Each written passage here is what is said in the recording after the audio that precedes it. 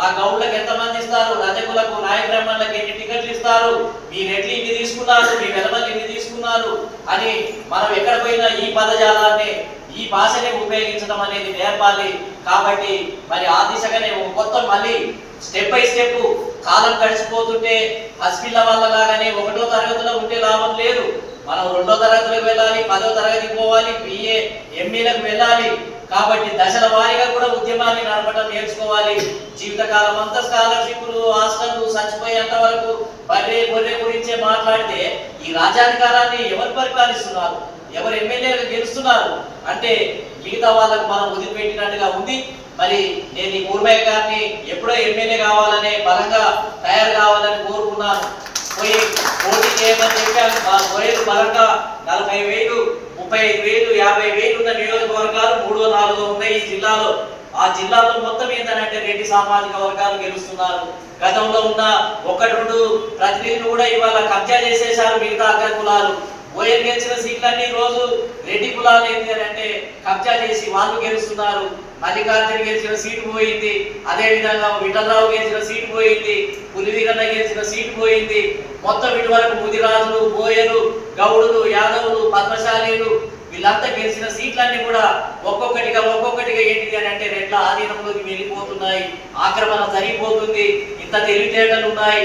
గతంతో పోలిస్తే ఇప్పుడు చైతన్యం పెరిగింది. చేసిందే మనం. రాజ్యాధికారము అనే పదాన్ని ఊరూరా చెప్పిందే మనం. అంతకుముందు బర్రె ఇవ్వండి, స్కాలర్షిప్లు ఇవ్వమనే పదాలను నేర్పారు బీసీ సంఘాలు.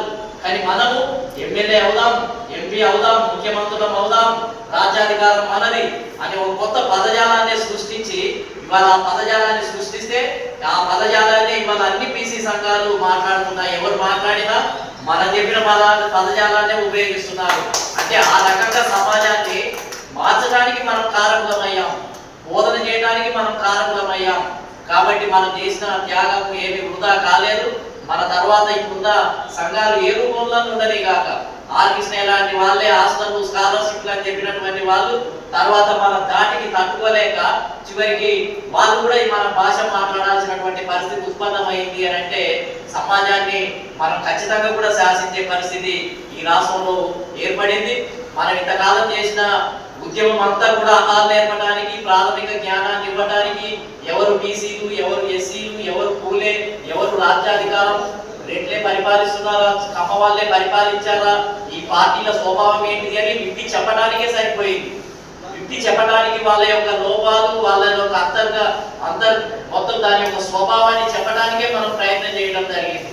కానీ ఇప్పుడు ఏంటిది అని అంటే మనం ఇప్పుడు చివరిగా అంతిమ పోరాటం ఇప్పుడు బీసీ ఐక్య సంఘర్షణ సమితి కానీ లేదా ఇతర సంఘాలు కానీ మనం చేసే అంతిమ ఉద్యమం ఏంటిది అని అంటే ఇక రాజ్యాధికారంలోకి రావడమే. ఇక దీన్ని కుప్పనుకొని చైతన్యాన్ని అంతా కూడా కుప్పనుకొని ఓటు బ్యాంక్ రూపంలో ఒక రాజకీయ పార్టీకి బేస్ కనుక చేసినట్లయితే ఖచ్చితంగా అదే మనకి ఏంటిది అని అంటే అంతిమ ఉద్యమం. కాబట్టి ఈ అంతిమ ఉద్యమం కోసం భాగంగానే మళ్ళీ ఈ రోజు మహబూబ్ నగర్ లో చాలా సంవత్సరాలు అయింది, 2-3 సంవత్సరాలు అయింది నేను రాక. కాబట్టి మళ్ళీ ఏంటిది అని అంటే రాజకీయ ఉద్యమమే. రాబోయే కాలంలో ఓట్లే మనకు కావాలి. మన బీసీ కులాలను ఐక్యం చేయాలి, ఇతర కులాలతో జతగట్టాలి. ఆ దిశగానే ముందుకు వెళ్ళాలనే ప్రయత్నంలో భాగంగా ఈ మధ్య కాలంలో హైదరాబాద్ లో దాదాపు 20-30 సంఘాల సమావేశం జరిగింది, మేధావుల సమావేశం జరిగింది. అదే విధంగా చిన్న చిన్న రాజకీయ పార్టీలు అందరం కూర్చొని ఏం నిర్ణయించడం జరిగింది అని అంటే ఇక మనం రాజకీయ పోరాటమే పొలిటికల్ జస్టిస్ అని అంటే ఇదివరకేమో సోషల్ జస్టిస్ అనే పదాన్ని విన్నారు మీరు. అంటే కులాల మధ్య ఐక్యత, కులాలను కలపాలి, చిన్న చిన్న బర్రె గొర్రెల గురించి అడగడం జరిగింది. అనుకోవాలి సోషల్ జస్టిస్ అని అంటే ఇక్కడ ఉన్న ఎమ్మెల్యే దగ్గరికి పోయి మెమోరాండం ఇవ్వాలి, ముఖ్యమంత్రి దగ్గరికి వెళ్ళి మెమోరాండం ఇవ్వాలి, అనుకోనేదాన్ని సోషల్ జస్టిస్.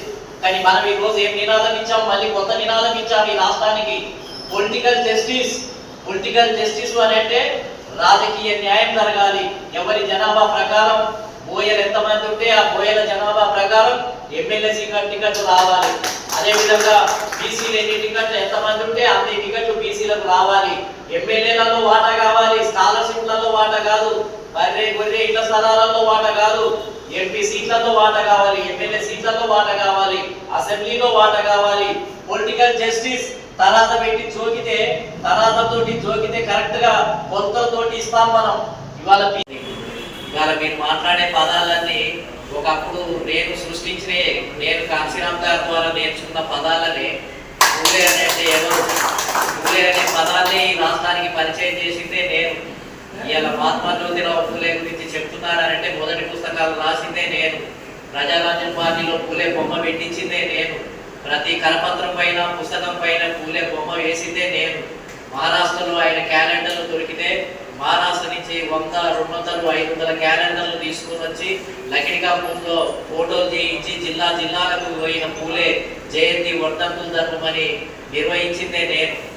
ఈ రాష్ట్రంలో మరి అధికారపూర్వకంగా ఇవాళ రాష్ట్రంలో జరుపుతున్నారు అని అంటే నేను ప్రజారాజ్యం పార్టీలో ఉండి పూలే బొమ్మ పెట్టించి మరి పెద్ద ఎత్తున ఉద్యమం ఏది ఇమేజ్ గార్డెన్ లో 50,000 మందితోటి చిరంజీవి గారి ముఖ్య అతిథిగా నేను అధ్యక్షుడిగా 50,000 మందితోటి మీటింగ్ పెట్టినప్పుడు హైదరాబాద్ లో పోస్టర్లు వేశారు మొత్తం ఆ ఫోటో దాన్ని పూలే జయంతోత్సవాలు ప్రజారాజ్యం పార్టీ తరఫునని వేసినప్పుడు ఈ రాజశేఖర రెడ్డి గారు మినిస్టర్లు అందరినీ బీసీ మినిస్టర్లు అందరినీ పిలిచి ఎవరయ్యా ఈ పూలే ఈ నారకొండ ఎవరు ప్రజారాజ్యం పార్టీకి బీసీలు అందరినీ పట్టుకపోతున్నాడు మొత్తం ఓటు బ్యాంక్ అంతా అడిపోయేటట్టుంది మీరు ఏం చేస్తున్నారు ఆయన ఎవరో పూలేనట ఆయన జయంతోత్సవాలు చేస్తున్నారు మరి మీరెందుకు చేస్తలేరని ఆ బీసీ మంత్రులు బొత్స సత్యనారాయణ వీళ్ళందరినీ పిలిచి అడిగితే బొత్స సత్యనారాయణ గారు మీటింగ్ నుంచి బయటకు వచ్చిన తర్వాత రాత్రి నాకు ఫోన్ చేశాడు ఏం నారగొని ఎవరో పూలేనట అన్ని పోస్టర్లు వేసిన ముఖ్యమంత్రి గారు మమ్మల్ని పిలిచి తిడుతున్నాడు మీరేం చేస్తున్నారు ఆ పూలే ఎవరయ్యా ఆయన గురించి మాకేం తెలియదు మీరు పుస్తకాలు పంపించండి నారగొని గారు గవర్నమెంటే జరపమని మమ్మల్ని ఆదేశించింది అవసరమైతే